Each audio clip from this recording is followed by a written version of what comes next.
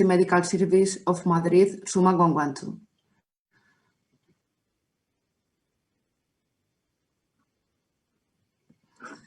For me, it's a pleasure to present in first while Mrs. Miyuki Takaki.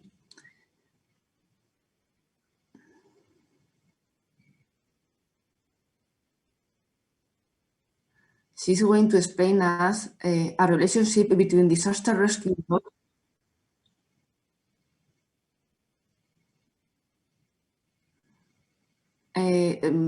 rescue those activities and technology.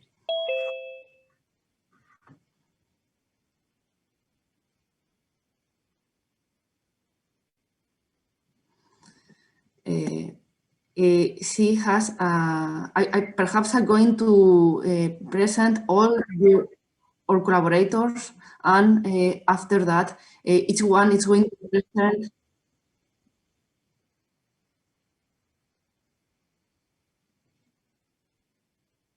a little biography of each one. So,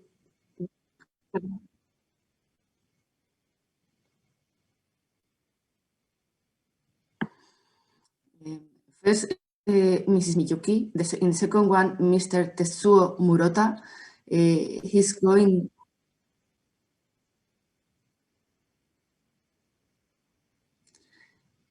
an expert about emergency firefighting assistant.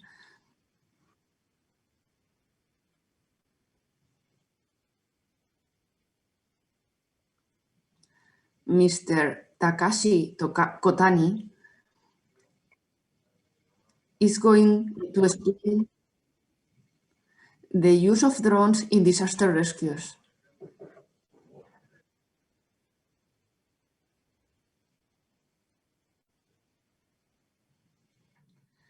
For us, it's a pleasure to present Mr. Kiyoshi Murakami.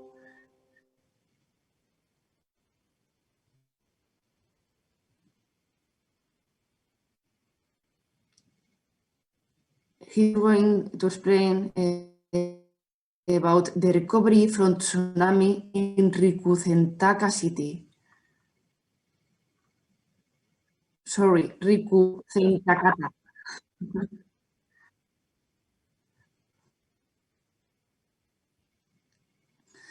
From European practitioners, we have in our meeting Mrs. Annika Kohl.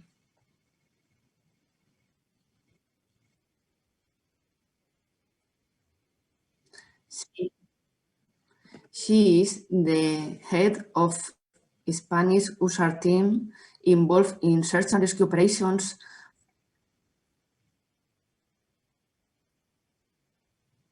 that has experience also in Spain and other international activities.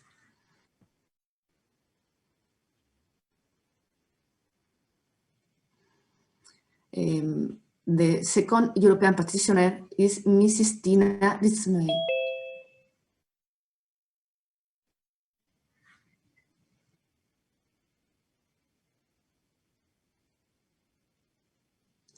She's from Germany, and she's going to explain how technology application is involved in search and rescue operations.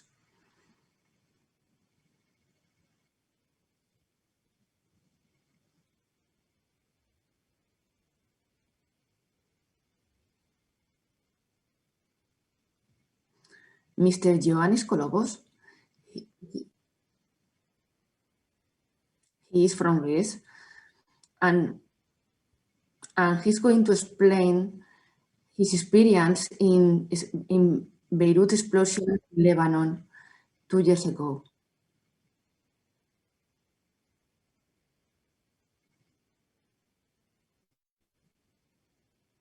And also another experience in earthquakes.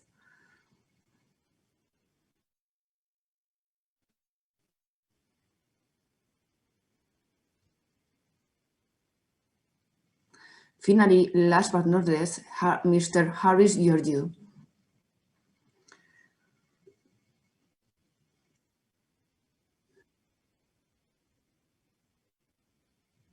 He's from Greece as well, and he's going to explain the floods in the Attica area.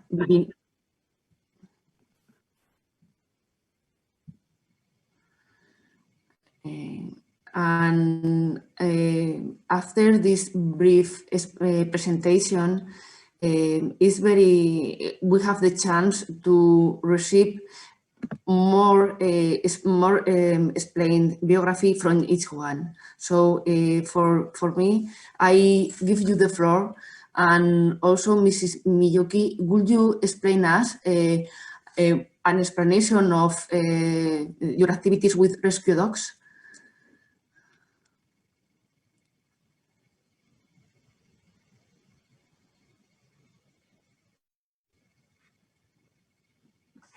If not, I can explain a little explanation of the curriculum vitae of each one.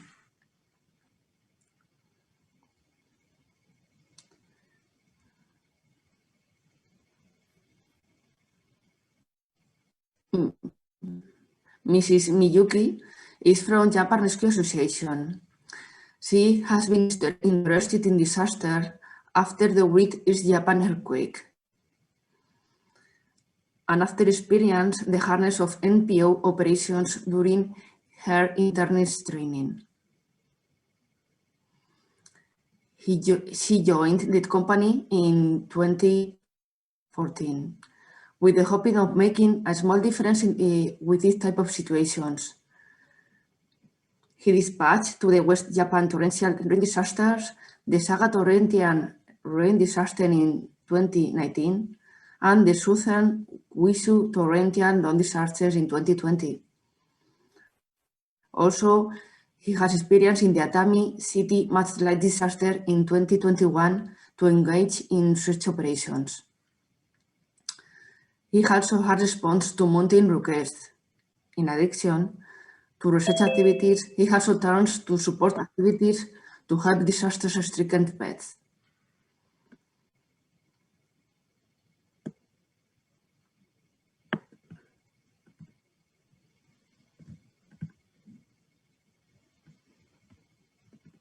Okay.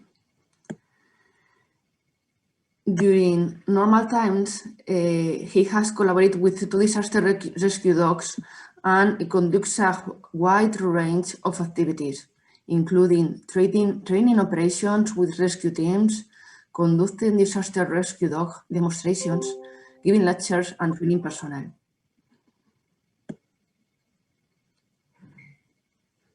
I don't know if Miyuki would like to add any other experience or comment.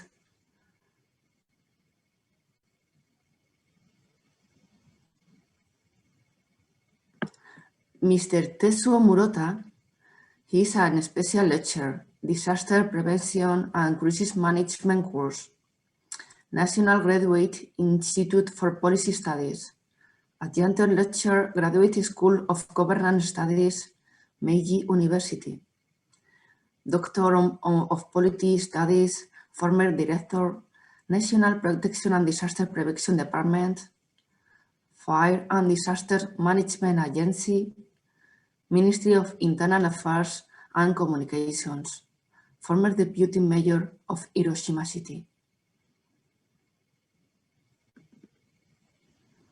It's a pleasure to have these huge personalities, experience, and curriculums with Hiroshima 市です。Thank you very much, Mr. Tetsuo. Would you like to share an experience, any other comments about your biography?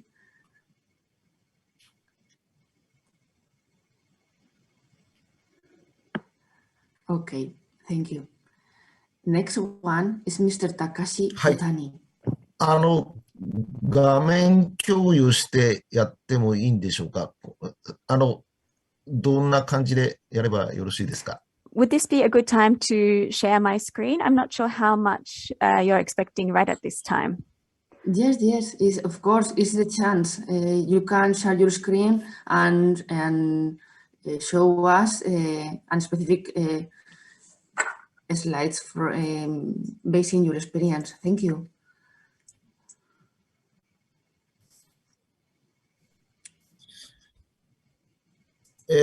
今、画面共有、私ができない状態なので、可能にできますか？ Would you be able to change the settings to allow me to share my screen, please, to the organizers?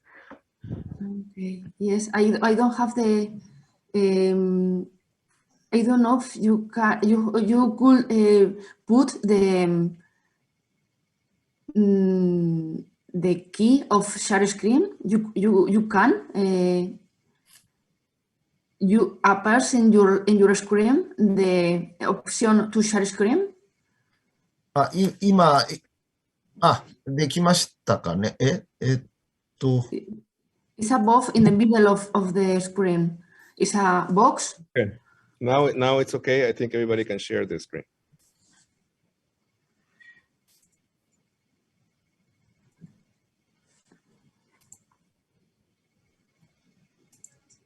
じゃあよろしいでしょうか。 Yes, どうぞ。室 Can 田 everyone see this? This is Murota.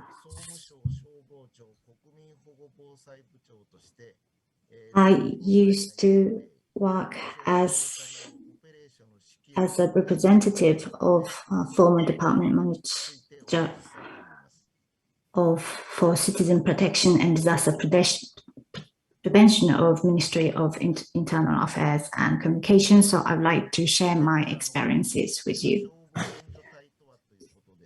So first of all, emergency rescue team. And in Japan, it's all dealt with disaster by local government. So local firefighting team has to deal with in the first place. But if we have large scale disaster, we can ask for some help from other cities. And when we have major disaster, we have to rely on emergency firefighting organization so that they will send their personnel to affected area. And in terms of the Eastern Japan earthquake hit in 2011, this emergency firefighting team dispatched their personnel to those severely affected areas such as Miyagi, and they work for as much as 88 days, and the total number of personnel dispatched was over 30,000. And after a week since the earthquake hit, there was a maximum of 6,800 personnel in affected area, and it was about 44% of the total number of registered personnel, firefighters. And because local firefighters had to deal with the immediate damage in affected area locally, so they only have limited number of personnel they can dispatch. And as sending personnel to somewhere far away takes a long time, so that's why there were some delays in sending required personnel. And based on that lesson learned, we have to be prepared for expected another significant earthquake called Nankai Trough earthquake, and we have created a plan like this. And for 10 prefectures that are likely to have severe damage, we set them as critical places, And for blue area, we will send required personnel immediately, but for orange areas, we should have a certain level of damage, and that includes some major cities like Tokyo. And once those rescue team deal with immediate damage in their areas, they can still send Recording in progress. resources to more severely hit areas.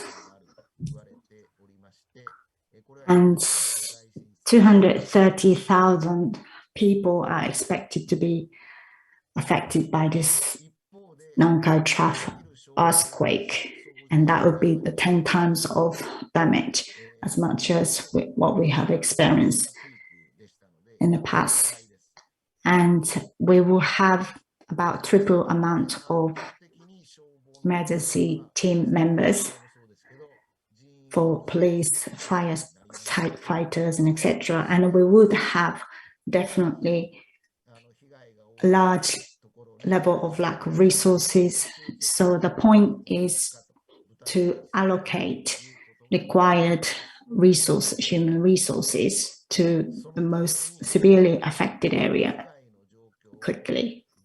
And that's why we have to understand the level of damage quickly and accurately.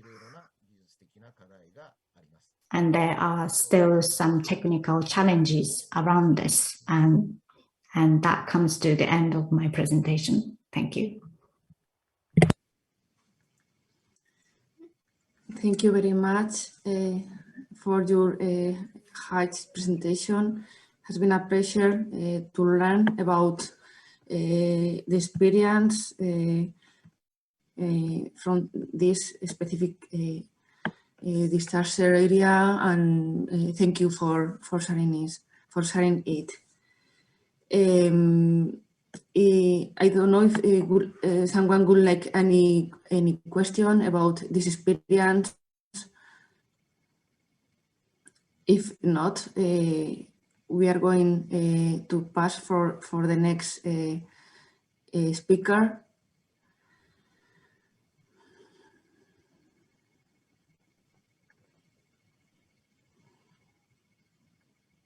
Okay, we are going to present to Mr. Takashi Kotani. He is from the Hyoko Sanda chapter, the Regional Revitalization and Disaster Prevention Useful Drones Promoters Association. Takashi Kotani, branch manager, and I thank you very much, Takashi, for being here in this practitioner workshop. He worked for a construction consultant for many years, and he was in charge of design work, mainly road design and tunnel design. He started drones business in 2017. He has concluded agreements with Sanda City and Kato City in Hyogo Prefecture to provide support during disasters using drones. Mr. Takashi has participated in many disaster drills held by the local governments every year. He is a drone master instructor from the NPA. He provides guidance and education to instruction at branch nationwide and has directly instructed more than 400 students in drone training course. His work experience includes documentary filming of disasters and disaster drills, corporate PR filming, and other aerial filming. In addition, he also shoots on the ground, edits video, sprays agriculture chemicals using agriculture drones, shoots inspection using underwater drones, and shoots with micro drones. I don't know if Mr. Takashi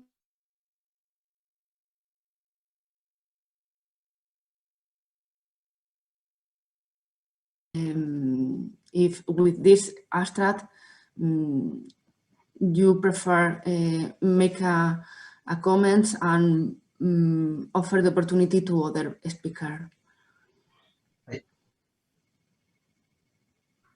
よろしいですか？はい。 Can I say something, please?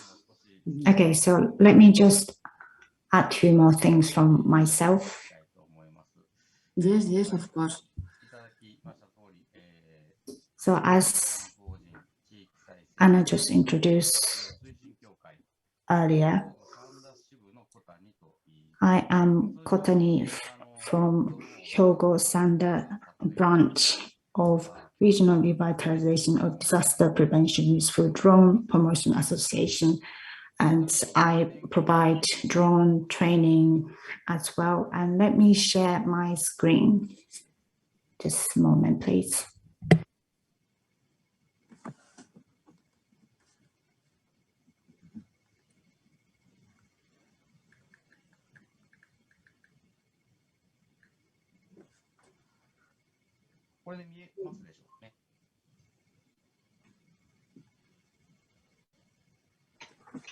Is everybody able to see this? Regarding our activities, as I mentioned, we use drones as part of recovery. We work on rules and training sessions regarding how to use drones. We create hazard maps by using drones to do the photography for those maps. That's the type of area of our activities. In Japan, basically, when a disaster happens, if you ask whether any person can use a drone to do photography, that is not the case. The government or specific organizations would need to put out a request for it to be authorized.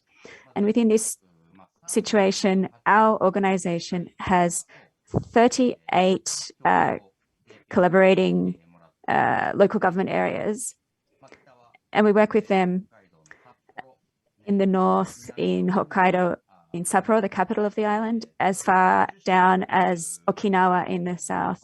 There are more than 90 cities that we work with.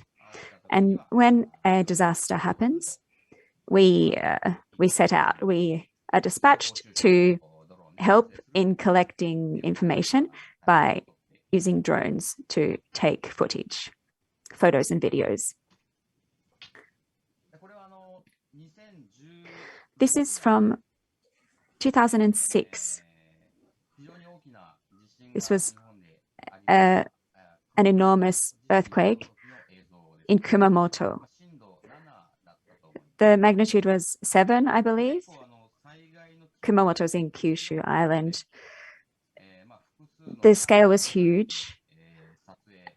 And so we separated ourselves into several teams because it was such a wide area that we needed to photograph.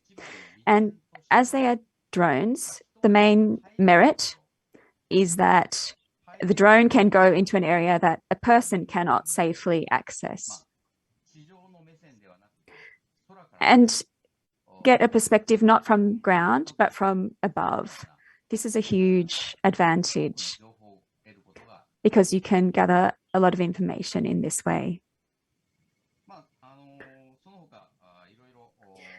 Aside from that, there was the Western Japan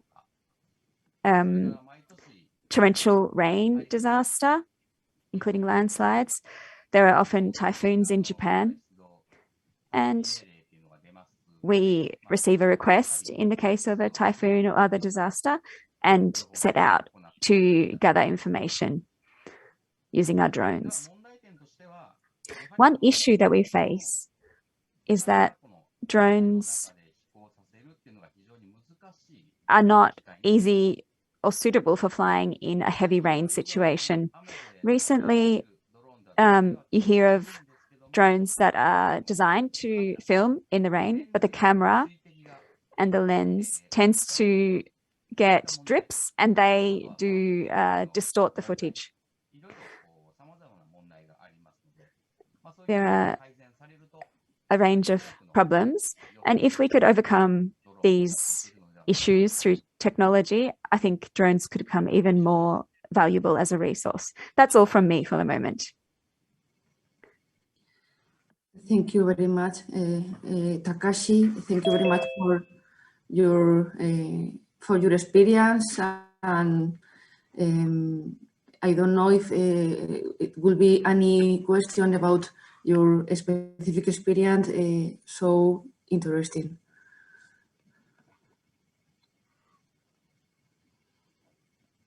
Okay. If not, I want to thank you, your time, your explanations, and I'm going to present next speaker. This is Mr. Kiyoshi Murakami. He has born and raised at Rikuzen-Taka, Iwate, Japan, has established Rikuzen-Takata Agency Company on 2021 and appointed as a Chief Executive Officer. Until then, Murakami has served the city of Rikuzen-Takata as a special representative on Mayor and Senior Executive Advisor. He has been a policy advisor to Mayor Futoshi Toba from 2012 to 2016. He has been also serving to Tohoku University and Rikkyō University as visiting professor since 2020 and completed his terms as a special advisor to President of Iwate National University between 2016 and 2020. In the past 10 years, from 2011, he has spent more of his life into the reconstruction and renewing efforts from tsunami devastation of the city of Rikuzen-Takata under the concept of Building Back Better.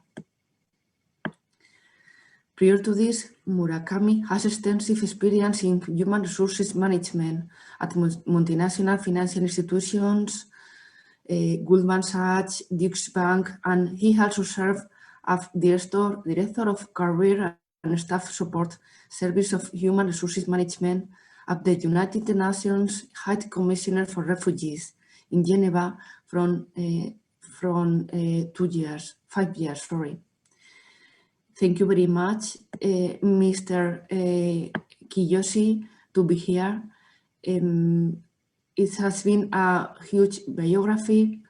I don't know, Mr. Kiyoshi, if you would like to share with us any screen, any slides to present, or you would like to make any comment about your experience. You are invited to speak, to present. Thank you to be here.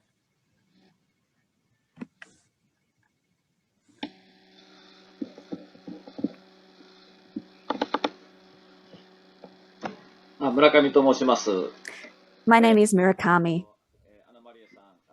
Thank you, Anna Maria, for your introduction. For me also to be participating is a great honor. I'm so sorry in the background. You can hear some music. I ask for your patience for a moment. So, as introduced, I'm Kiyoshi Murakami. I am at a fairly new company, the Rikuzen-Takata Agency, at the CEO. I'm also a visiting professor at Tohoku University. And as you can see on screen, I was the Human Resources Manager at the UNHCR previously. And after that, since then, I've been based in Rikuzen-Takata, working with the city. As Mr. Murota mentioned, ever since the great earthquake tsunami disaster of Eastern Japan in 2011, I've been completely focused on disaster recovery effort. And thank you so much for everybody else for your wonderful efforts, research, cooperation, and so on. It's been 11 years since that disaster, and I'd like to look back a little bit and see what happened and what's changed in the last 11 years. And this is Rikuzen Takata. It's a place known for its beautiful beaches. I may have shown this in my video recording as well, but Rikuzen Takata was a famous and beautiful tourist destination on the northeast coast of Japan. Truly beautiful. And regarding the tsunami, I would just briefly like to touch on what happened. Is that all right with everybody?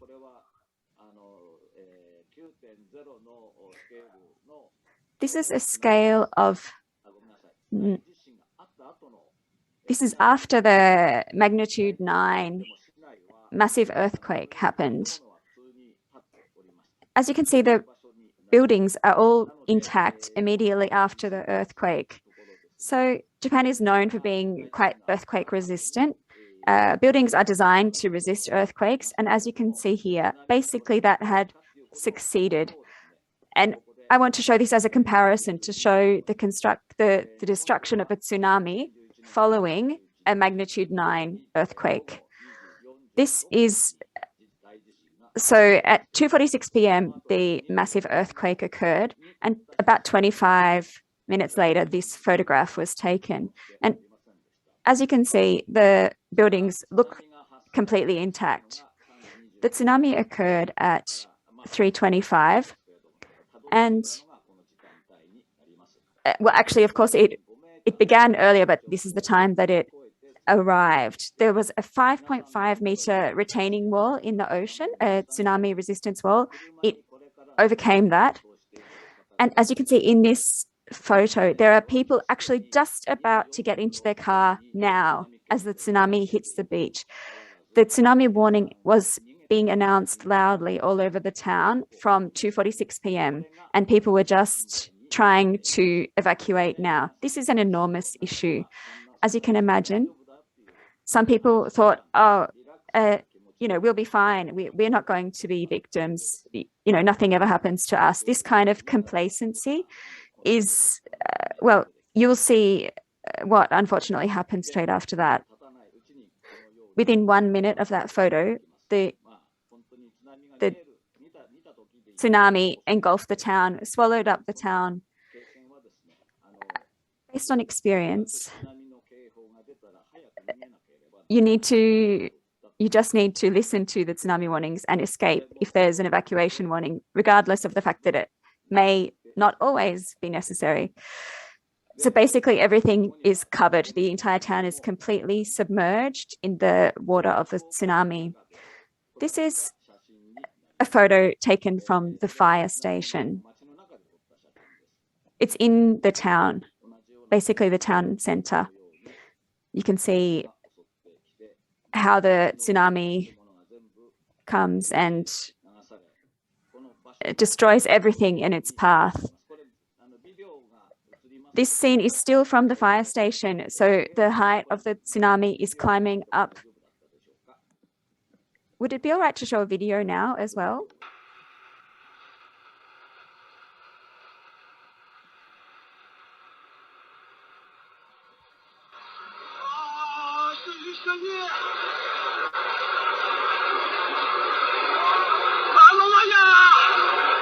In the video, you can hear people screaming absolute voices of terror. It's hard to understand what they're saying because they're in such panic. They're saying, go up. This is not high enough, go up.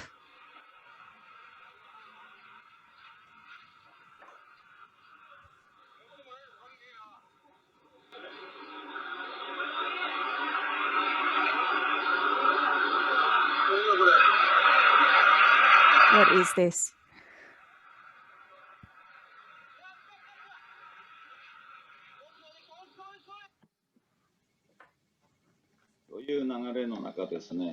So this is what happened. This location, the top of the fire station, it's a 3rd floor rooftop. People had escaped here thinking they'll be safe, but it wasn't high enough. So they climbed up a metal tower on the roof, a radio tower, quite a small tower on the roof, to try and get higher to escape to safety. And as you can see, the tsunami just keeps on coming. And at this time point, the whole town is it's vanished. This is Rikuzen Takata City's City Hall.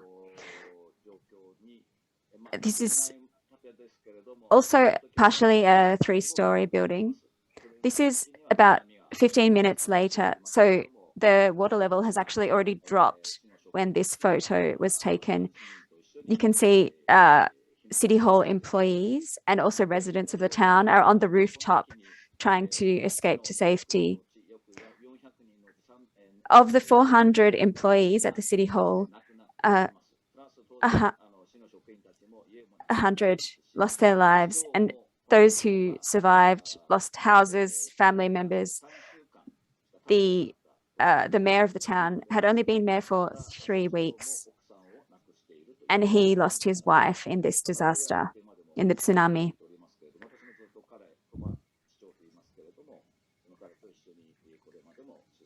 And I still do work closely with the mayor. One miracle occurred. There were 70,000 pine trees, and just one managed to somehow stand up to the tsunami, and it became known as the miracle pine. This is just showing the rescue scenes, the huge volume of debris. Almost every person found in the search and rescue is found as a deceased victim. What can be done? Of course, this is 11 years ago. There were not so many drones available. But in this kind of situation, what's really important is, well, technology is important, but first and foremost, to save your own life, to escape early. That's what we have really learned. In Rikuzen Takata, of the total population of 24,000, over 1,700 lost their lives, and 13,500 people were displaced. That means they lost their homes in the tsunami. And in this situation, I just want to show you a map of San Francisco, just to give you an idea of the scale, to see what size the area is that we're talking about.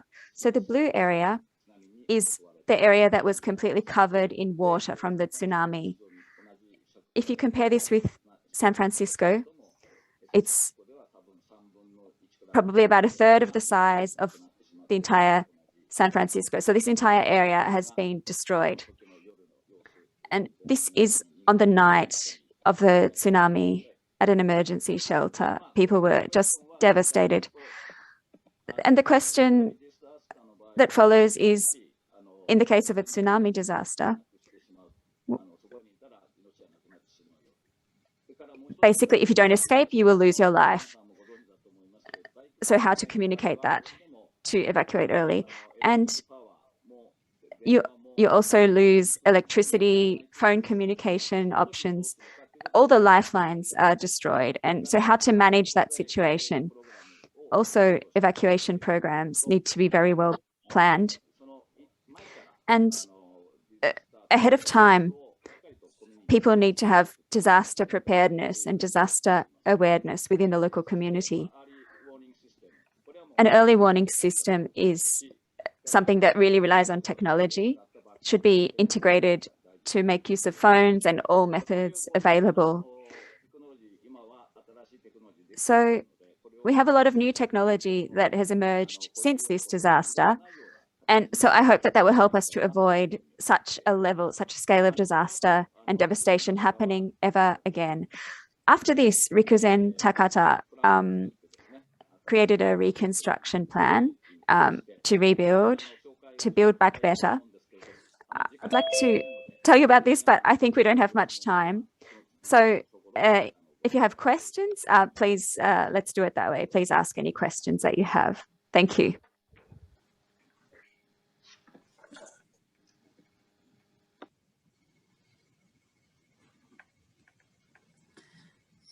Thank you very much, Mr. Kiyoshi. It has been impressive pictures and video and also huge learned lessons.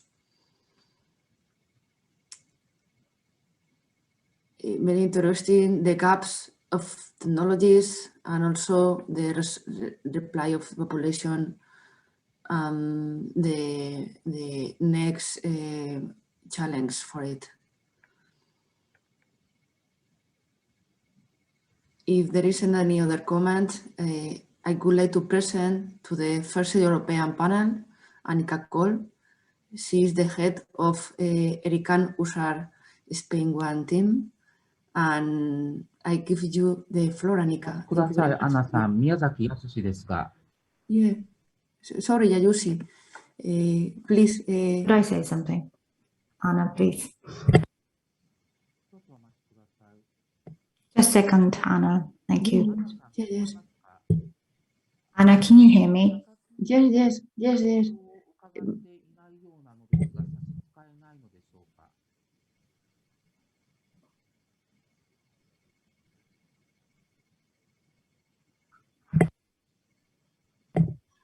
高木美幸さんのお話をまだプレゼンテーションを伺ってい I ます。 think we haven't had presentation from Miyuki Takaki.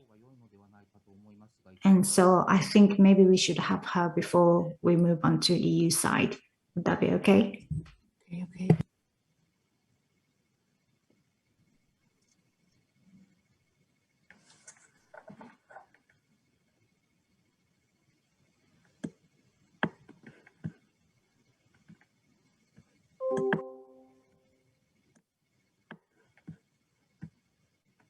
So we wait. I understand.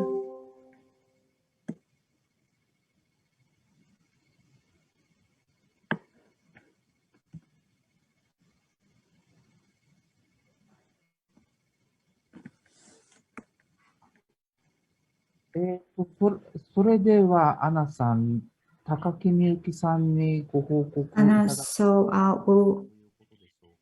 so are you happy to have Miyuki Takaki-san now? Is that what you said?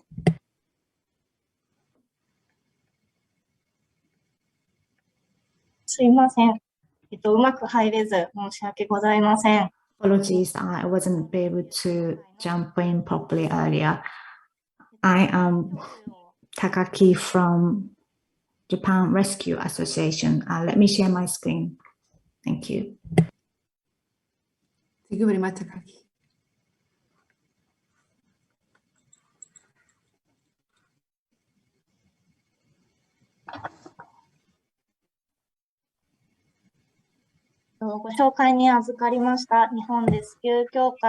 Again, I am Takaki from Japan Rescue Association.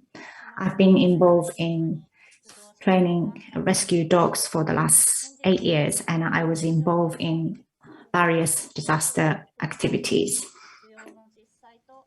And I'd like to talk about the use and actual application of disaster prevention technologies.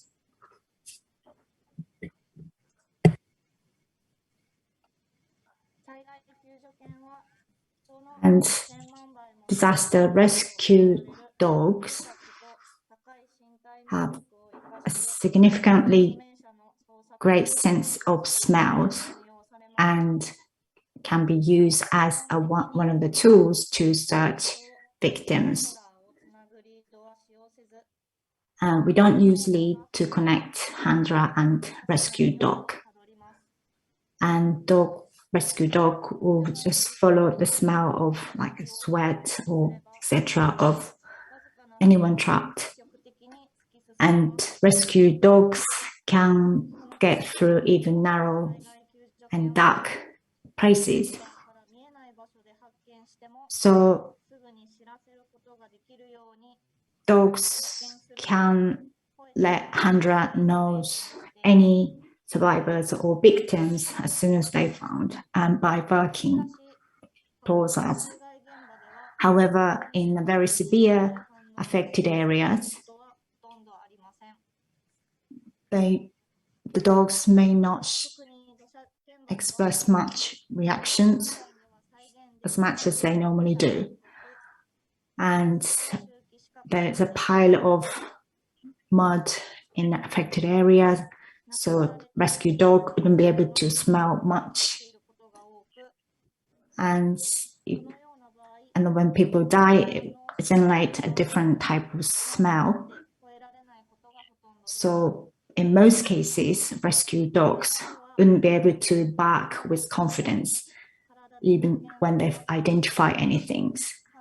So what we have to do as handler is to try and understand what rescue dogs are trying to say or have found anything by just looking at very subtle reactions.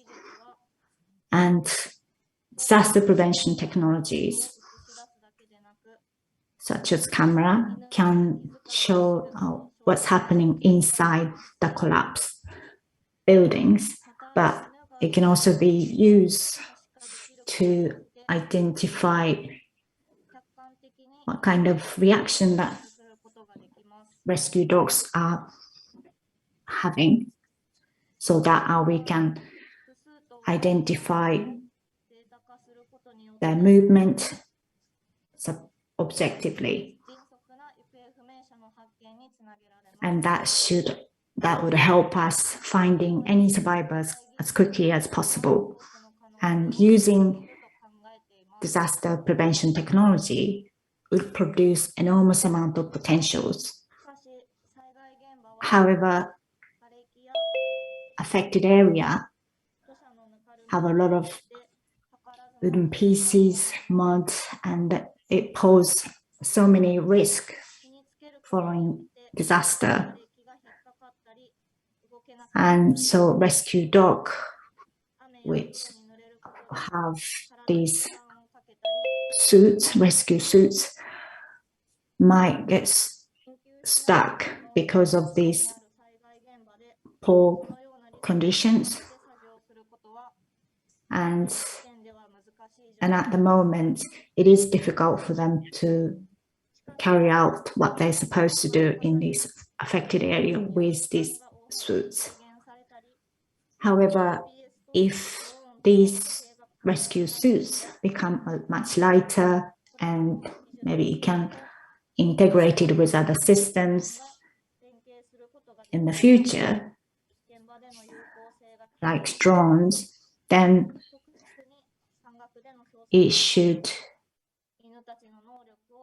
be able to help these rescue dogs and who can even work in mountain areas. Thank you very much. That's the end of my presentation. Thank you very much. It has been a very interesting experience, a very huge work with the dogs day by day, a huge results. Thank you very much. I don't know if someone would like to make any question of this specific and beautiful experience and work.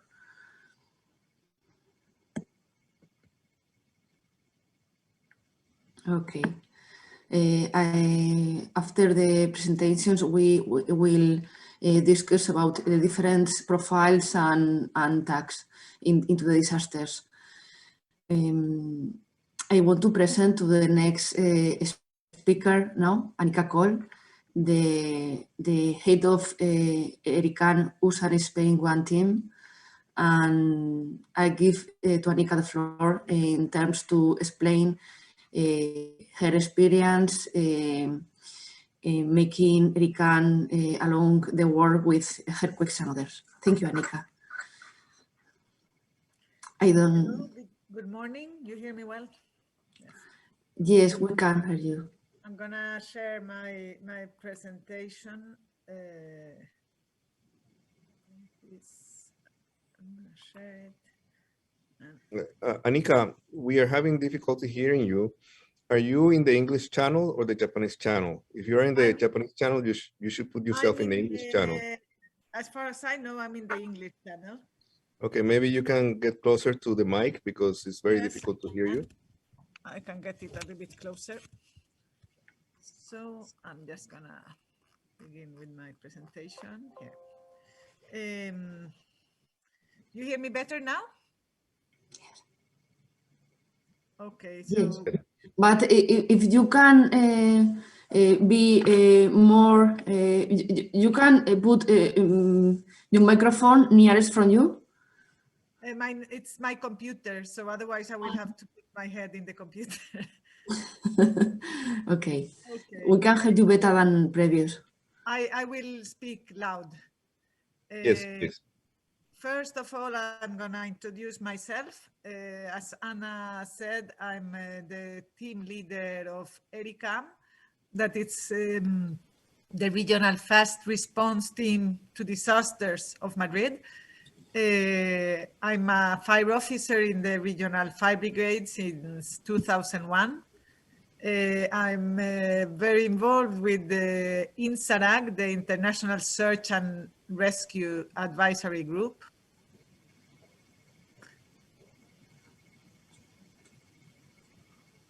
And I am the Spanish operational focal point of INSARAG as well. From 2015 to 2018, I was the fire chief of the region of Madrid. And my background is that I'm an architect specialized in structural analysis. Okay.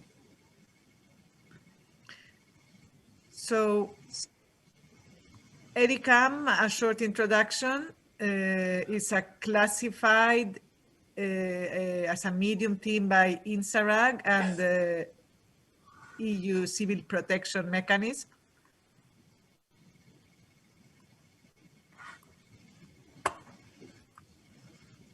Oops. And has been in different international incidents and national as well. All the responders of ERICAM are first responders in the Madrid region. So ERICAM deployed to Haiti earthquake 2010, the Chile earthquake 2010, to Lorca, Spain in 2011, and Ecuador 2016. These are the user responses. Then ERICAM also have responded to different forest fires, both in Spain and Portugal, big forest fires, to support other fire brigades. So this is a short introduction on me and the team. The team, as Anna said, it's not only firefighters, it's also the SUMA 112, that is the medical part component of the team, that is where Anna works. And then we have also K9 units, that one of them is ESDP, that is also a big K9 unit. So now I'm gonna pass to the short presentation that I have prepared, where I will focus a little bit on the national and international user operations, urban search and rescue operations, where I will just bring to the floor some problems we have found when we have been deployed, and the solution that can help these problems that we have found, of these challenges.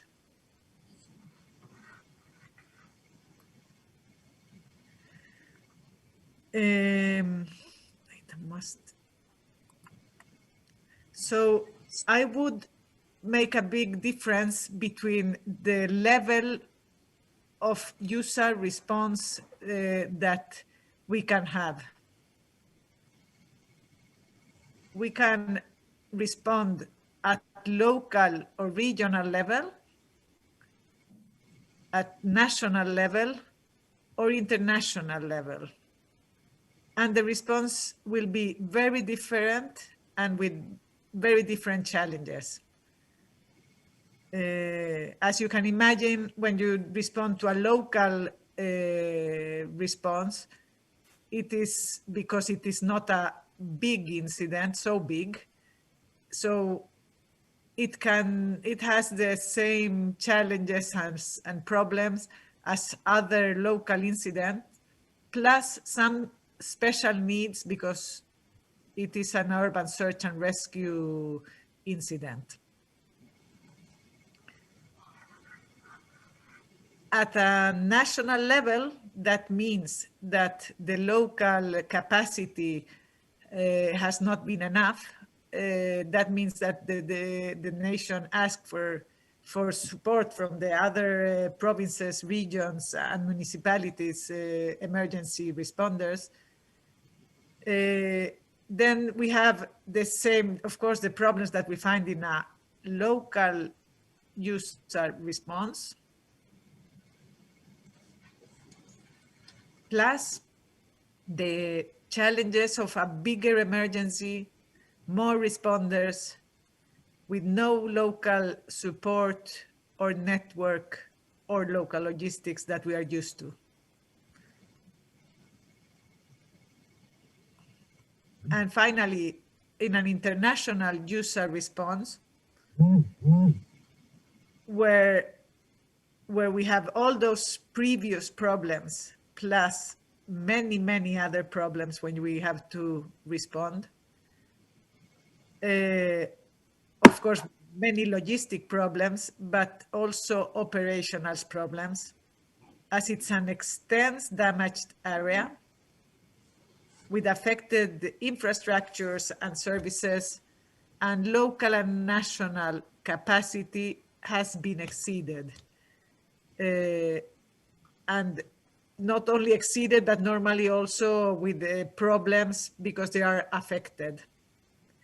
So that makes these different things makes that the need of specialized personnel and tools is very big. And there are not so many specialized personnel and tools in the countries. So that's why you need an international user response.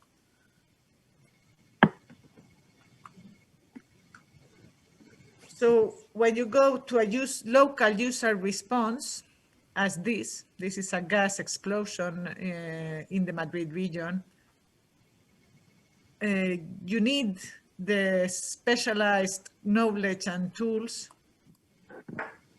But you have the many other capacities in the region and locally. What challenges do you find here that are different than other incidents? You need a fast assessment of collapsed building and surrounding. You need access to building information. You need communication under and through the rubbles, through all the construction materials that you don't always have with the normal radios. And you need a special safety for responders. That could include geolocalization for being able to know where they are in the damaged structure. And it could include monitoring of both human and canine responders. So for this, you could have drones, augmented reality, interior geopositioning and communication devices, or biomonitoring for safety, as for example, smart textiles.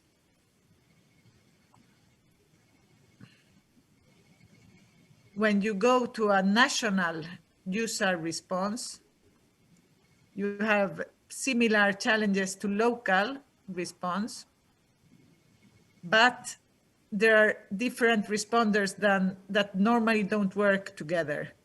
So you need a common communication and coordination system.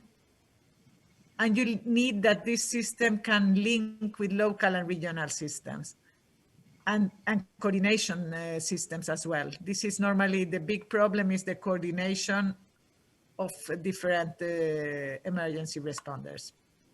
Here we have tools and technologies that can help as portable command and control center, this GCOP system, and other systems that can link them. There can be also mobile units that link a different coordination and communication technologies.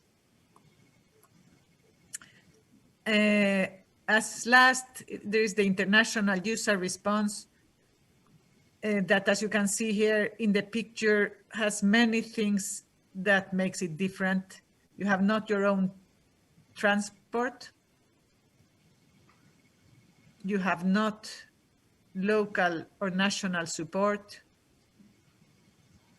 The damage is big. You need to be self-sufficient, and you have a big need of coordination. Safety and security can be very low. So some of the many challenges of international user operations is to be able to, before deploying, monitor the situation for getting a real view of the situation. Wide area assessment for being able to establish sector map for everyone, with aerial views if possible, risk and structural sector assessment for defining work sites in a common language, and operations of search and rescue that would include site information, safety and security assessment that is very important to keep, supervision of personnel and K9 units, and have a good access to the site with structural safety and allow communication between all parts.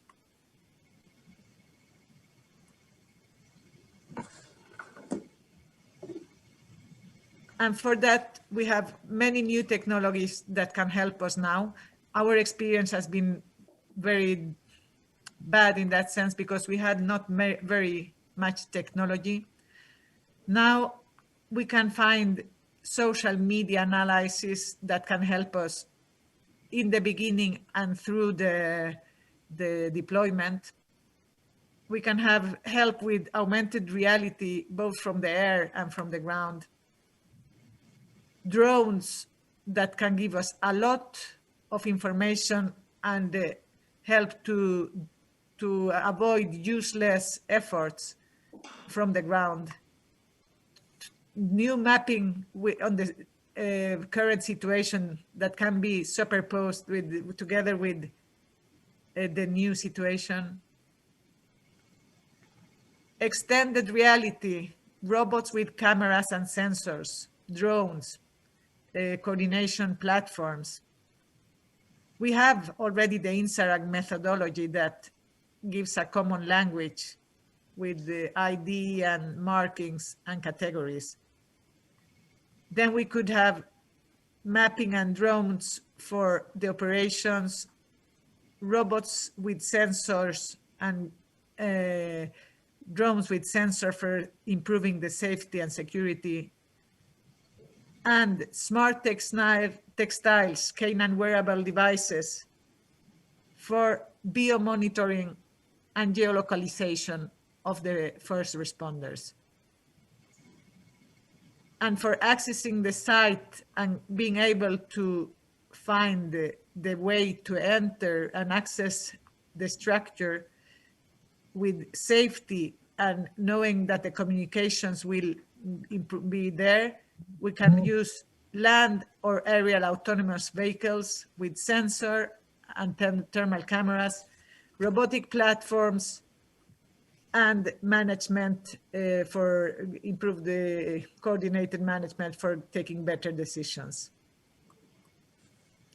And this is a little bit a fast summary in these few minutes for getting my experience into the feedback to the technologies. Thank you.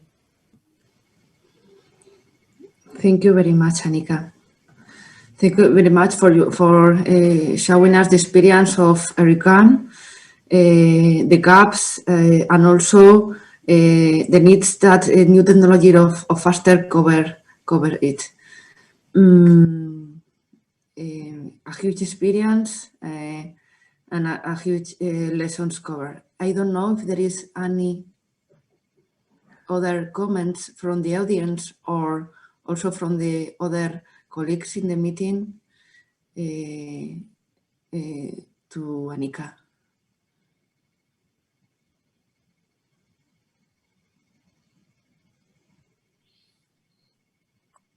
Thank you very much, Annika. Thank you. Our next speaker is Tina Ritzmay.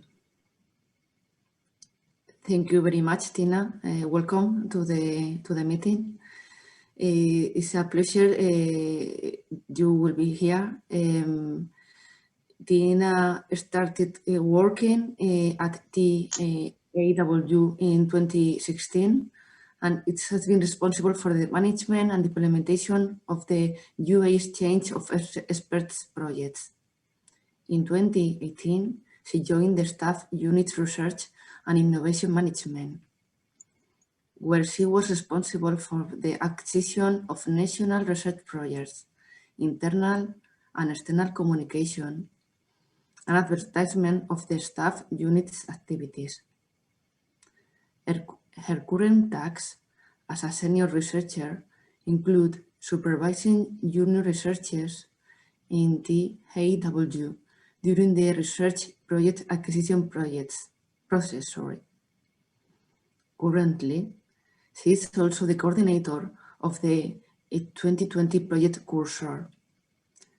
She is the vice chair of the International Forum to Advance First Responders Innovation, IFAFRI, an organization set up by international government leaders for giving a greater voice to first responders. This forum focuses on the technologies needed to help first responders conduct their missions safely, effectively, and efficiently. Thank you very much, Tina, to be here, and I give you the floor for your presentation. Thank you, Anna. Hello, everybody.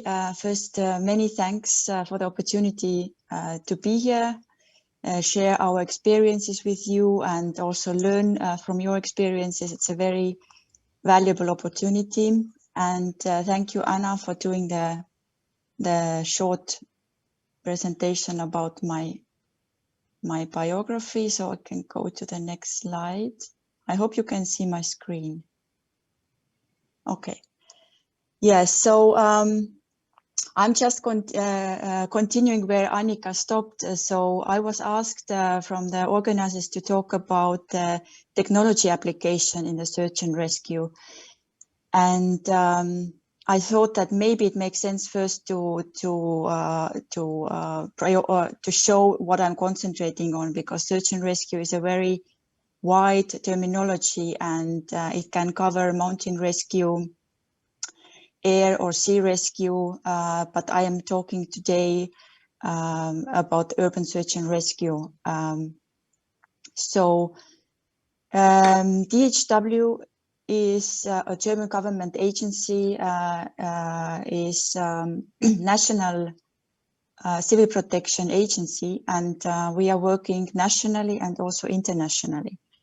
Probably also we have had deployments together with ERICAN, but me personally, I am not an operational force. I am sitting in the office coordinating one research project, but of course My colleagues have a lot of experiences, and what you see here are gathered from my colleagues and also from my work done for Cursor project and also for the IFAFRI network. So I thought that it's easier to talk about technology applications in search and rescue when I consider the INSARAG classifications, which also Annika mentioned earlier. Here INSARAG has divided the tasks during the deployment into 5 different levels. There are 5 assessment, search and rescue levels. I will not explain every level very thoroughly. The names are quite self-explaining. But here this slide shows you a little bit of work we did in Cursor project. Also what we have done in the IFAFRI network, what kind of technologies are applied in different ASR levels, and what are the emerging technologies. And as Annika said, there are a lot of challenges with the current technology. So if we talk about the wide area assessment, the work done by the local first responders after a disaster,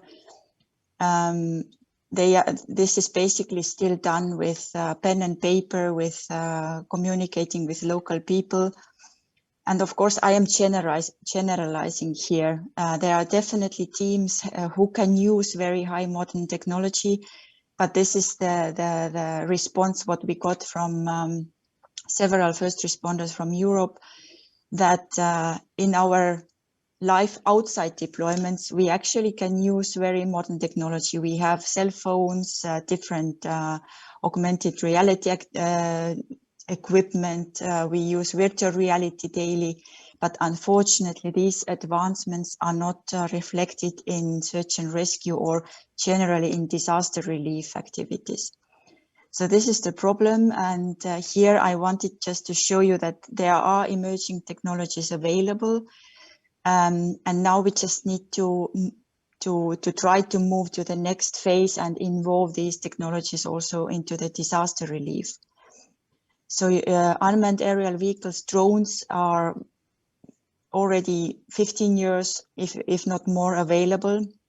But I can say that in Germany, DHW doesn't have this technology when we are deployed for search and rescue missions. So for us, it's still an emerging technology. So when we move to the ASR level 2, worksite triage assessment, so there we want to identify the specific viable rescue sites where we can start looking for people. So line and hail is done now to start with this task. We are looking for available maps, what we get from locals, what we get from the airport. But we know that there are drones, drone possibilities which could provide us these maps in quite quickly and early with a lot of relevant information. Then we move to the ASR 3 phase. This is the rapid search and rescue, where we, it is a short period where not a deep penetration is done, the quick process to rescue victims. And here, of course, the rescue dogs are not replaceable. We have geophones, we have ground penetrating radars, endoscope cameras, and so on. This is not an exhaustive list here, just what I thought are mostly used. But of course, the potential here is also with robots, different sensors, smart wearables, and it's not only to searching and rescuing victims. As Annika mentioned, the safety of first responders is very crucial here as well. And at the moment, we don't have much or many technologies to provide this safety and security. It's a lot of risks that first responders are taking. Then in the level 4, full search and rescue, what we use now is still rescue dogs, the same basically for rapid search and rescue. And here we have the same options to use different high-end technologies which is still a huge potential, not really implemented in search and rescue for different reasons. And the final level, total coverage search and recovery. So this is usually done also by local forces if the international forces are involved, and they are usually not participating in this phase. This is usually heavy technology which are used. No search and rescue activities are done. So here, I guess the robots can also provide a lot of support. So you can see that there is a gap between the existing technologies and the actually available ones. So I guess this is another conference to discuss why we still don't have them, or maybe Annika can comment it then later if she wants.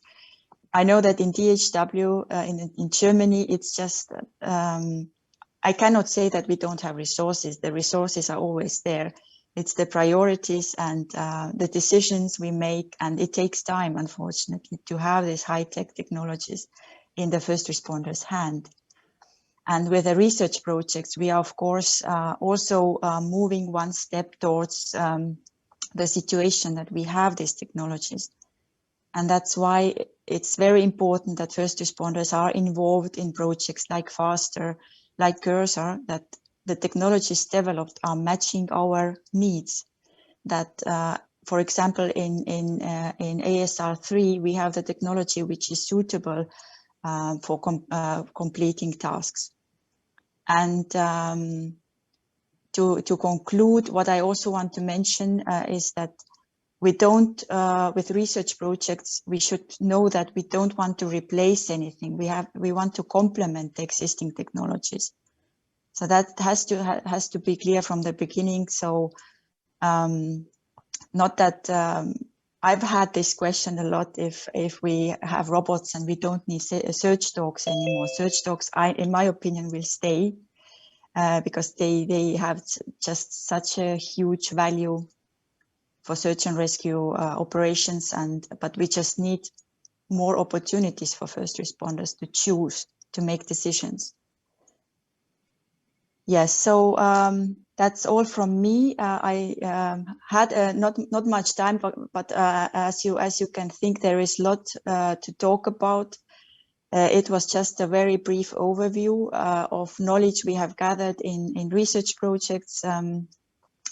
But the main message is that we should try to have or get these technologies which we are using daily in our lives also into the civil protection, into the deployments. Thank you very much. And if you have questions or comments, I would be very happy to reply.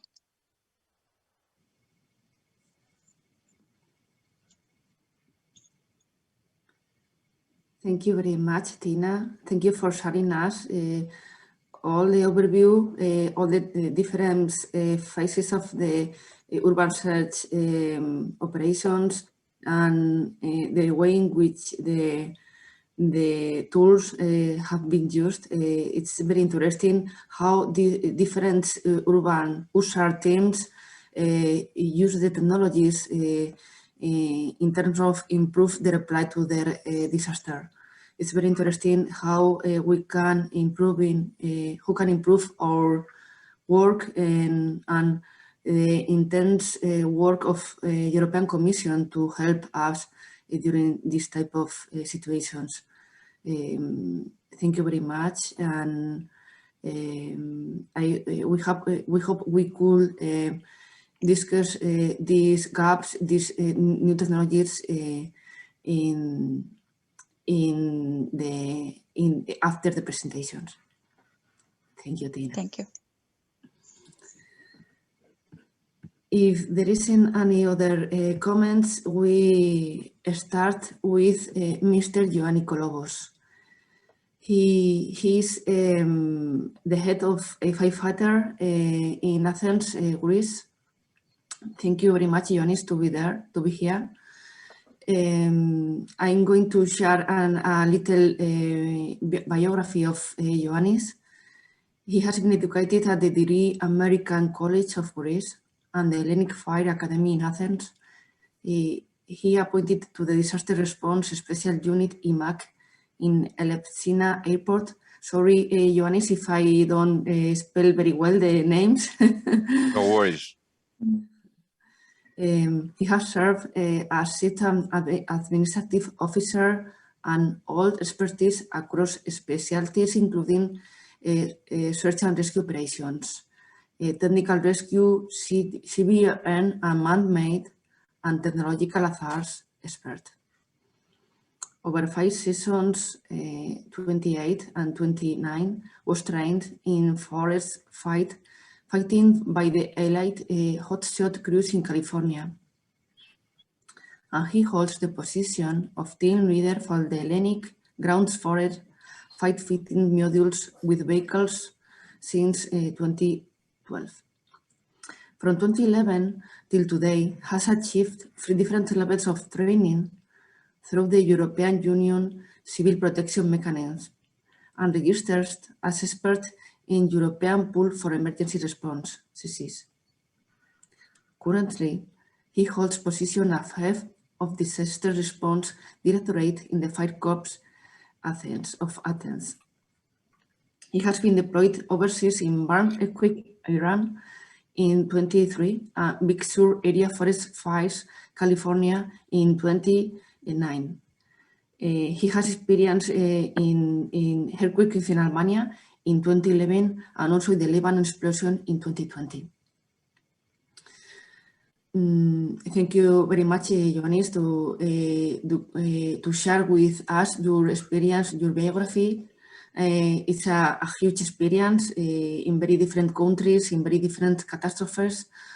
And also we would like to value your experience if you would like to share with us a little slides of it. All right. Good morning. Good morning from Athens. From my side, I want to express a big thank you for your invitation. It's a pleasure to be in front of you and present myself to your workshop and to your colleagues. I'm really honored that you invited me. I'll share the screen again.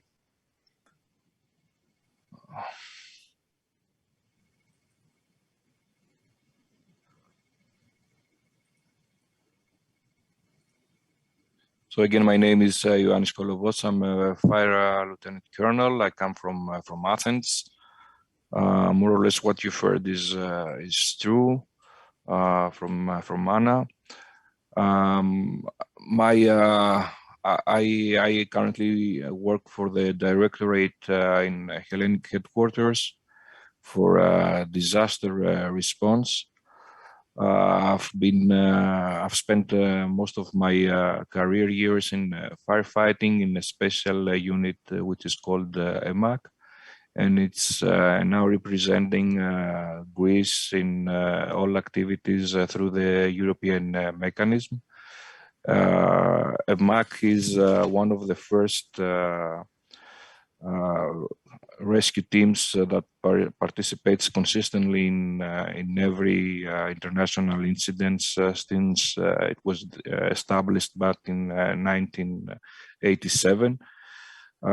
Practically, it's a search and rescue medium unit, which is integrated to the Hellenic Fire Corps, and currently runs and supports expertise such as canine teams, water rescue, technical rescue, mountain rescue, Helitac wildfire crews, and currently numbers 400 specialized personnel, which is spread out in 8 geographical areas in the Hellenic vicinity. MAC responds to every major event and incident which might be demanding inside Greece and worldwide, and has been registered with 2 user modules, the Athenian module and the Thessalonikian from the northern part of Greece, one on the south, one on the north. and they respond in the frame of the European Civil Protection Mechanism. In the past, they are quite experienced as professionals. They have responded in Armenia in 1988, in Turkey in 1999, in Algeria 2003, and Iran the same year, in Morocco and Thailand at tsunami, in Israel wildfires, Californian wildfires again 2008, in Albania the earthquake 2019, and the last, the more recent deployment took place in Lebanon, where I will present my experience from how we viewed the and assess the whole incident, which it's let's say the status of the technological incident that you can face and react. It's a typical paradigm for how we can treat and respond in cases like that.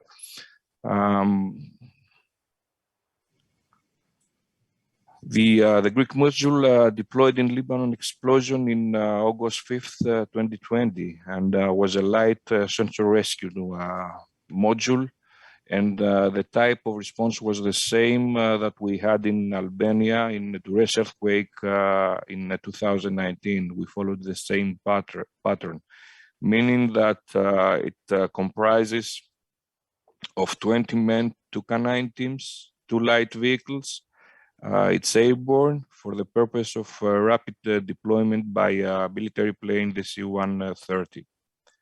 The equipment we used is equivalent to the standardized one for earthquake operations, but we faced many limitations due to stability of metallic and brickwork structures in the port of Beirut, where we deployed, and also due to polluted soil and air that stalked us a lot through operations. This figure was cases of lessons learned for us, and we tried to cope with it and through the mission and afterwards. The Greek operated basically at the Sector C, which is oriented by UCC. UCC was run by the Dutch team, and we specifically followed the orders and tried to cooperate in the frames of the European mechanism. Though we faced a lot of constraints, the biggest constraint was communication. The light user team that we developed had limited and not advanced technological equipment, which came down only to a satellite phone and VHF radios.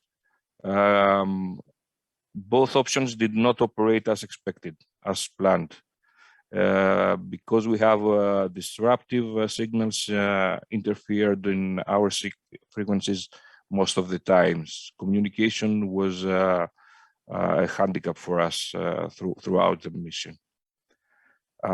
Also, another constraint we faced was the capability for pollution detection, either in air, soil, or water. That was a constraint for the module to develop and take action, and had at all times to wait clearance by local authorities or others' module intervention. One other constraint that our team faced during deployment was that it happened amid the COVID pandemic, and the truth was that we faced situations and that we never imagined. We thought we would find in front of us, and our protocols were not either updated or upgraded, I would say, to the threat that we faced. Of course, that held back many actions that we should take, and stopped us quite a lot in terms of deploying. It started from the first minute in the airport, where we should adjust and fly without climate or air conditioning, and when also you carry the canine teams, that's something that you have to cope with out of the ordinary.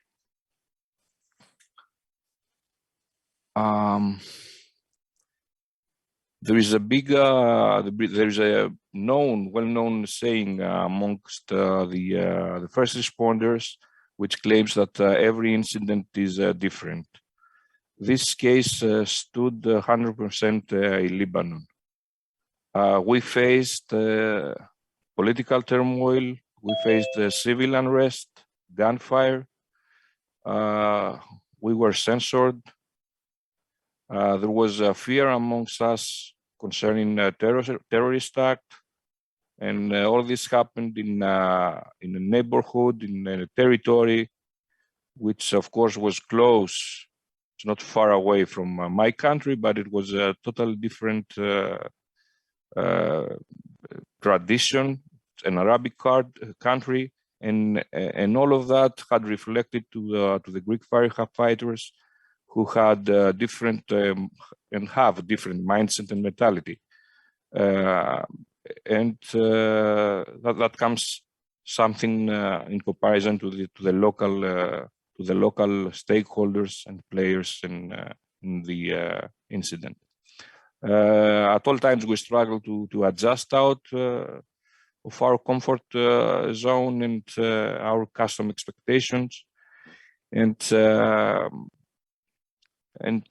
even though the standards and the practices that and the locals and other, I would say, teams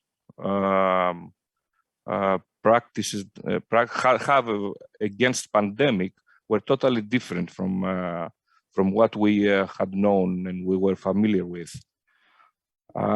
This is something also that bothered us and tricked us, I would say, many times, and had a negative effect on the crews. In Lebanon, the Greek module, even though had arrived very early, we were the third team to appear on the scene after following Russia and Qatar modules. We didn't have the opportunity to operate in joint teams, at least while following UCC or Lima planning. Nevertheless, we are embracing the EU training system. We advocate the intercoordination, and practically at the end we tried to interact with both Russian and Italian teams that we were there in neighboring sectors. And actually it was quite helpful and provided us with information regarding the Italians regarding asbestos readings in the air and the soil. They had proper readings on their detectors, and on the other hand, the Russian team worked along with our rescuers in mapping hiding debris shafts, which was one of the heads-up situations throughout the operations we established. Okay. There is, I don't know if I have time for one more. Unfortunately, we have lost all our time with all your big biographies. It is a very good point, because all of the practitioners, both Japanese and European, have so huge experience that we have used all our time. So I don't know if you need to share any, because this is very, very interesting, but I don't know if you have finished or not. Just this is Yuri, the organizer, and yeah, I think all of this is very interesting, and I would like to extend this session for another 10 minutes, but we would like also to give some time to the participants to ask at least a few questions. So it's up to you, Ioannis. Just I would say regarding new technologies that the prime concern for officers in the module is it's a challenge for us, is safety. And regarding mankind, man-made disasters, we expect technology institutes and science to provide us with innovations that will earn us time so we can have accurate readings and fast and early detection in areas like contaminated or explosive environment. And at the same time, as far as natural disasters, we face many problems in earthquakes like we did in Albania, when we have debris floating, rumble and debris hanging over our hands. And we would like very much to have the Institute trying to work on situations like this and come up with gadgets or structures that will protect us while we're trying to breach or operate under debris. This is it. Thank you. Thank you very much. Very interesting points to be taken account for the topic of the workshop. Thank you very much, Ioannis. I thank you. I'm going to present now the list speaker, Haris Georgiou. He's from Greece. He's a member of HRTA since 28, and he is a certificate scuba diver with wild awareness first aid, pediatric, humanitarian aid and disaster relief works in Ghana, Lesbos, Piräus, support of unaccompanied minors, teacher in community schools, streetboard training, psychological first aid and victim support, and associated postdoc researcher and lecturer with the University of Athens and University of Piräus. Consultant in medical imaging, machine learning, data analytics, signal processing, dynamic systems, complexity and emergency. He has made 2 books, 200 and more than 100 scientific papers. And I want to thank you your participation here, and also I invite you to share the last presentation previous to the discussing about between all the speakers. Thank you, Haris, to be here. Yes, if you can see this. Yes, we can see. Okay, I will go fast. I know we are out of time. I just want to thank for the invitation on behalf of HRTA. Just a very brief overview of our team. We have 3 main branches of search and rescue for land, for water, and for urban search and rescue, which is mostly the interest in this topic, with certified and trained personnel for each department. We are also part of many research projects as end users. We are very lucky to have 4 of them, Kersor, Ingenious, Intrepid, and Faster, active now at the same time. So we have the chance to see what is being developed in parallel with all these projects and see the differences between the projects. And also run a few field tests and some pilot events for each one of them. I think I can, you said a few things about myself. I think I can skip and go straight to the issues related to the floods. I just want to show you a few photos from the event. This is Western Attica. It is an event, a flash flood event that happened in November 2017. Two main contributing factors. The first one was that there was a large forest fire in the mountain above this area, which is a precondition for flash floods. And the second, of course, it was an extreme rain event in one specific day in November, which actually caused the flood. And this is the map showing the flow of water in this small area, urban area. And this is what happened inside the urban grid. This is a very large volume of water running through this village, this small city. This lasted about, I think, a couple of hours at this intensity. And of course, with much lower intensity for a few hours more. And of course, the result of this in such a small urban area is, as you can see, very devastating. Of course, this is much smaller scale than tsunami that we saw earlier. But the intensity and the scale and the size of the streets caused this kind of damage inside the area, which actually extended to several kilometers in the downflow towards the sea. Our team was there from the first day, from the first night, mostly for evacuation and humanitarian aid. And of course, the following days, searching for missing persons. And we were there. We are in close cooperation with the fire department and the MAC team, as Mr. Kolovos said earlier, for the Greek civil protection. And we helped in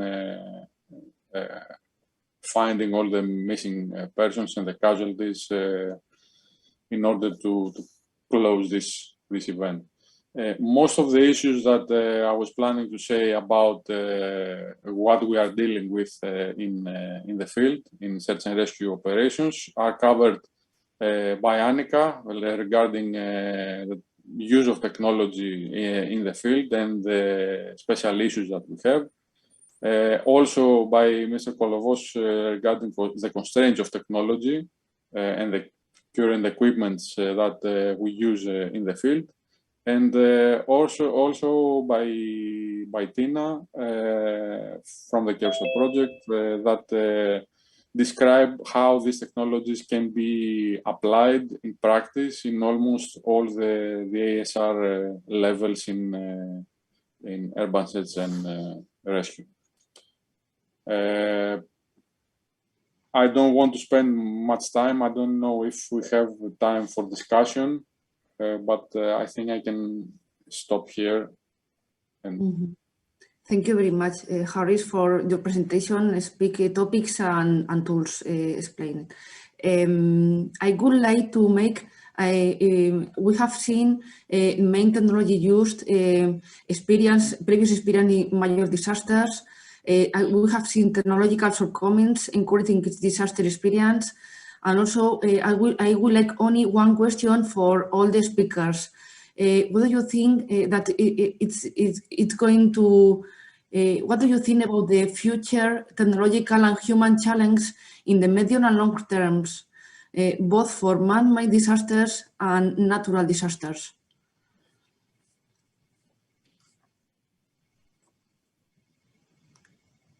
What do you think what is the main challenge we need to confront in the future? Anna, are you asking me? Yes. Ah, okay.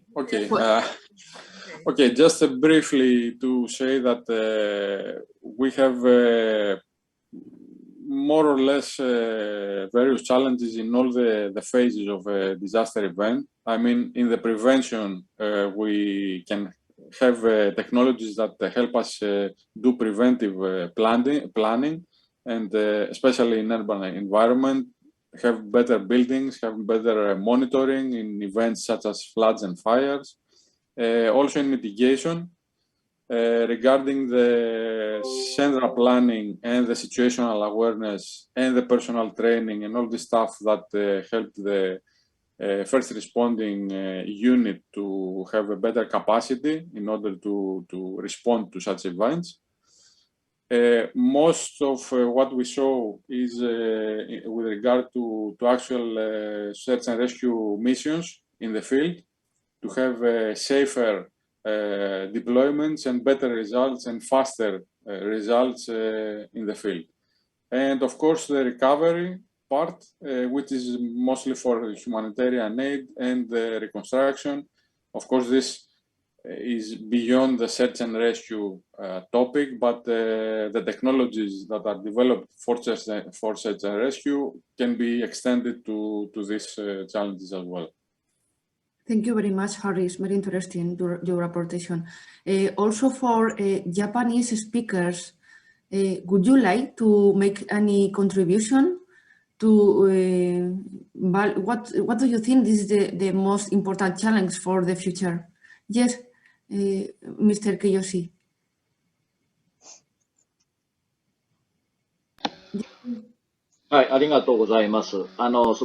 Thank you very much. Thank you for the great presentation from Harris, and it was also really interesting to hear other people's presentation as well. And in the Great Eastern Japan earthquake in 2011, the rescuers and those who were engaged of disaster preventions, such as fire fighting agencies and firefighting agencies have responsibility to try and make people evacuate as quickly as possible. And those firefighters are a great sense of responsibilities. So they're the one who stayed in affected area until the very last point to try and help other people that ended up losing their lives. And so I think the key problem in Japan is how long we need to leave those rescuers and firefighters in that very severely affected area without making them losing their lives. Because you have to be able to protect yourself even during tsunami, and that's what we learned from that significant event. And what happened is that to protect your people from tsunami, you have to close the gate, but it was manual at the time. It is now, we can now close the gate automatically, but it was manual at the time. And I think there are a lot of similar examples like this when it comes to how to protect your lives. So we need to consider how to protect citizens as well as the lives of rescuers. And that's really important. And maybe we have different mentalities depending on where you live. Maybe overseas people have different mindset, but we need to focus on this point because this is very critical. Okay, thank you very much, Mr. Kiyoshi. And also for Mrs. Takaki, what do you think this is the challenge for the dogs rescuer?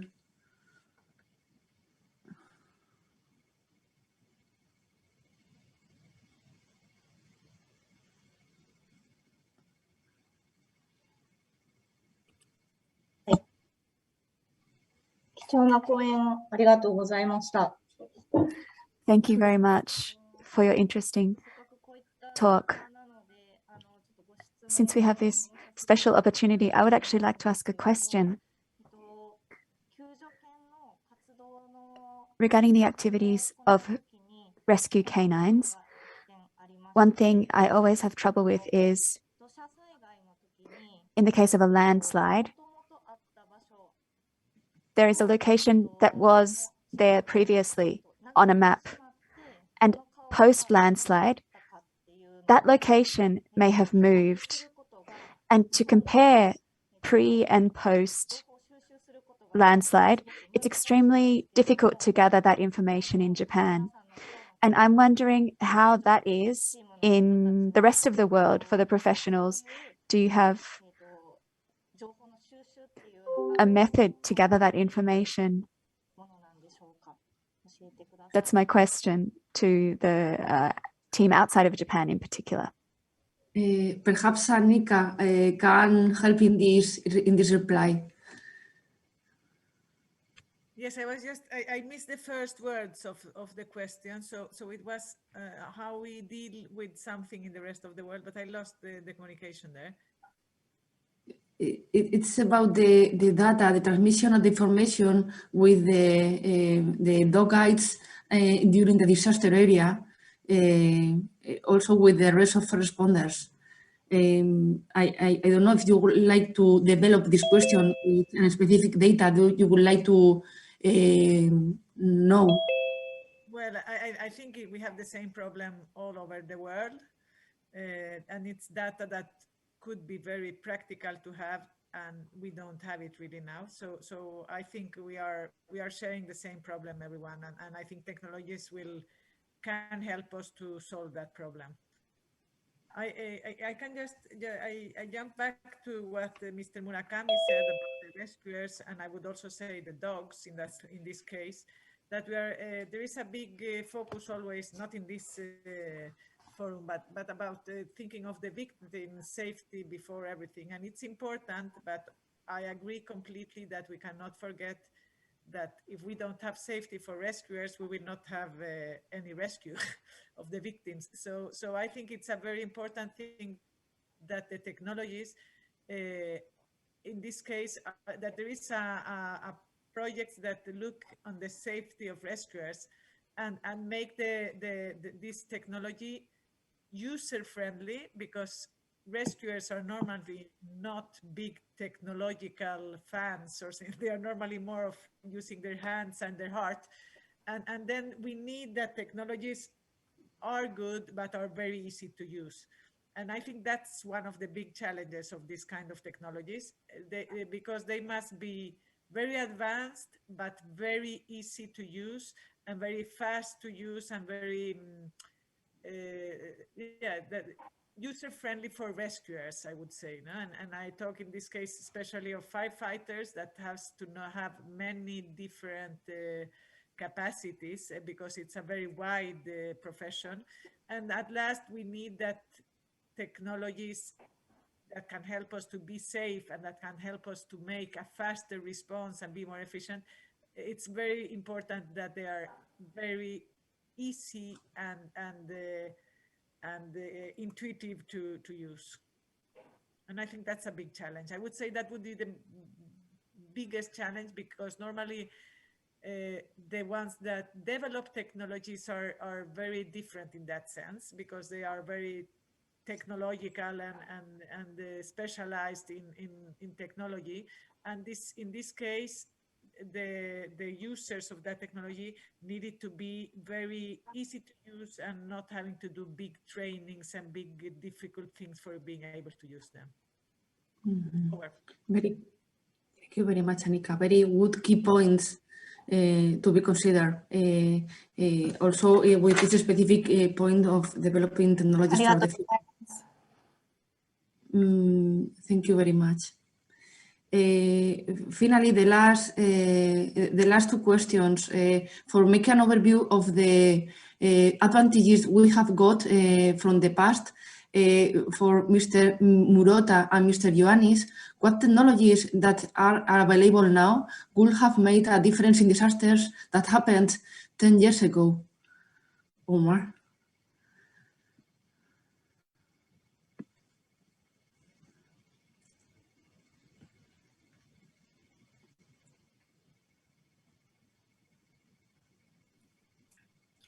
Hi, 室田です。This is Murota speaking. Regarding your question, before I answer, just back to Professor Murakami. As he said, the fire service is generally a volunteer service, and 200 people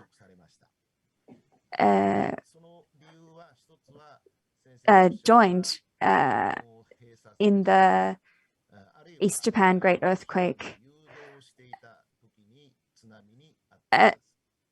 They lost their lives, and this is because of the gate issue and not evacuating and so on.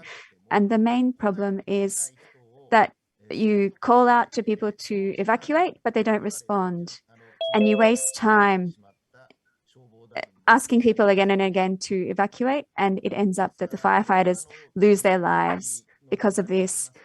And technology is one issue, but more than anything else, the firefighters need to evacuate to protect their own lives. And an awareness of this is essential. And this awareness needs to be within the entire community, not just within the actual responders. Thank you very much. 技術があったらという話については、and a technology that what difference would it have made 10 years ago? I was talking about this earlier, my experience in the rescue service. When you don't know the situation, when you have a nationwide disaster, you have no way to get information about what the actual situation is. You get micro level information, but you don't have any macro information.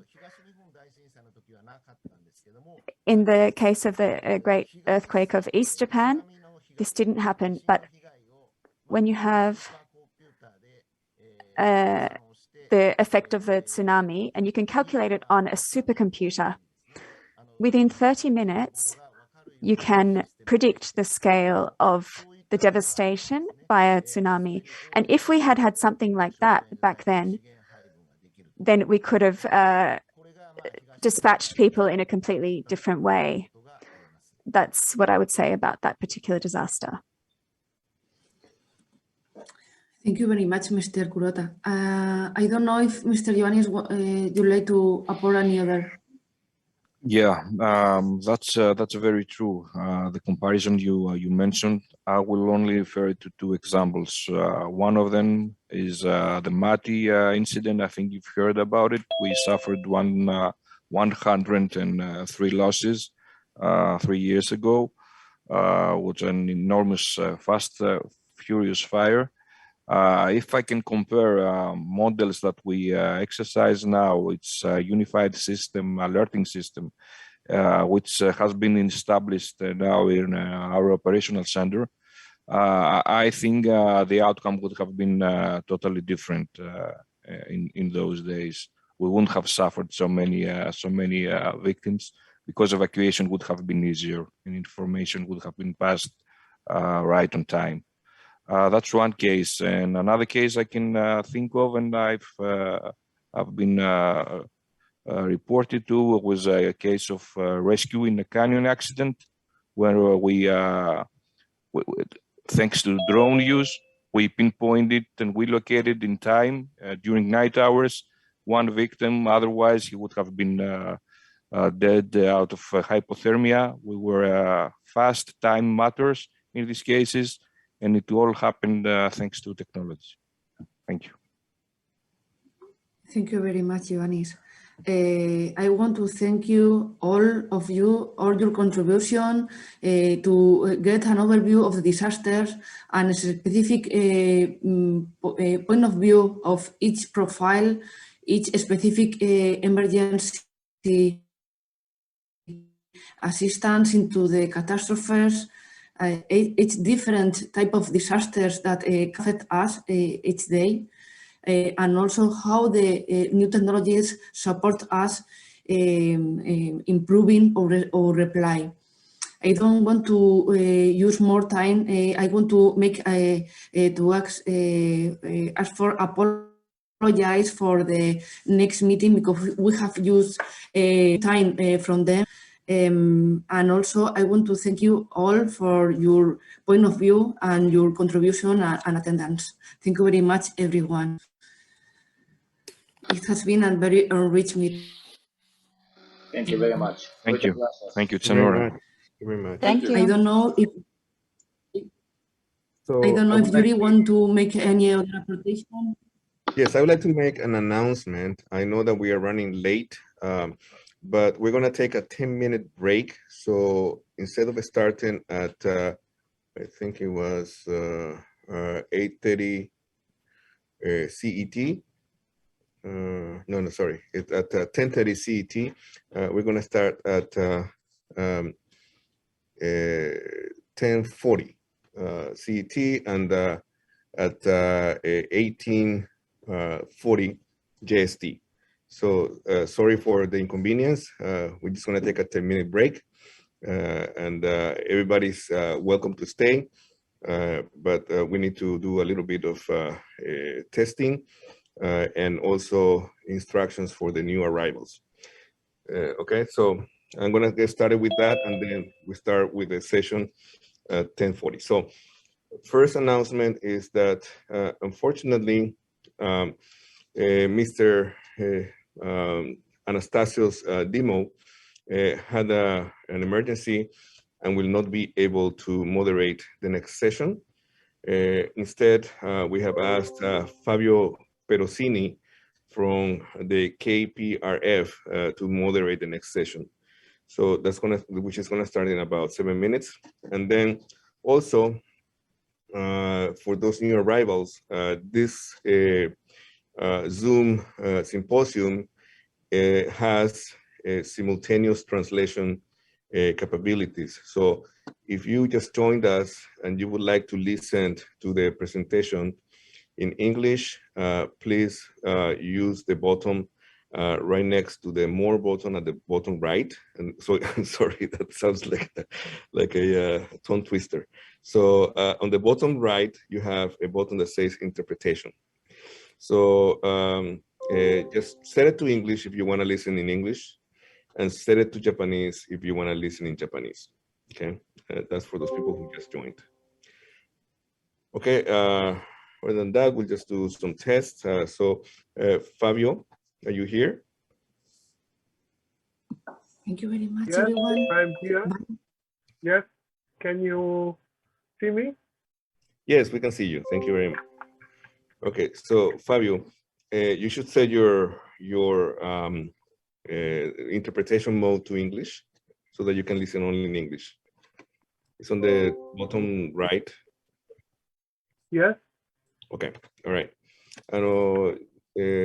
So okay. I'm going to speak in Japanese now for those people who just joined us, which don't have yet turned on the translation capabilities. So give me a minute. Miyazaki-kun, maybe you can, no. Let me do it. Okay, so I'm going to set myself to off. すいません、今、